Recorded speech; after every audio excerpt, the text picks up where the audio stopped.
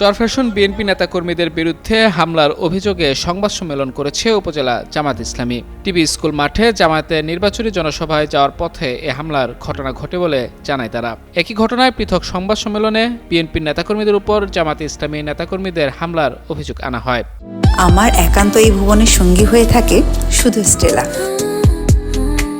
বুধবার দুপুরে উপজেলা জামায়াত ইসলামী কার্যালয়ে আয়োজিত সংবাদ সম্মেলনে উপজেলা জামায়াতের আমির অধ্যক্ষ মীর শরীফ হোসেন বলেন, টিবি স্কুল মাঠে জনসভায় যাওয়ার পথে বিএনপি কর্মীরা উপজেলার বিভিন্ন ইউনিয়নে জামায়াত কর্মীদের উপর হামলা চালায়। এতে জামায়াতের 15 থেকে 20 জন নেতাকর্মী আহত হয়েছেন। অন্যদিকে পৃথক সংবাদ সম্মেলনে বিএনপির পক্ষ থেকে দাবি করা হয়, জামায়াতের নেতাকর্মীরা অতর্কিতভাবে বিএনপির সমর্থকদের উপর হামলা চালায়। এ নিয়ে দুলারহাট থানার ওসি মোহাম্মদ মিজান জানান, এ বিষয়ে উপজেলা নির্বাহী কর্মকর্তা বরাবর উভয় দলের নেতাকর্মী নিয়ে বসার কথা রয়েছে।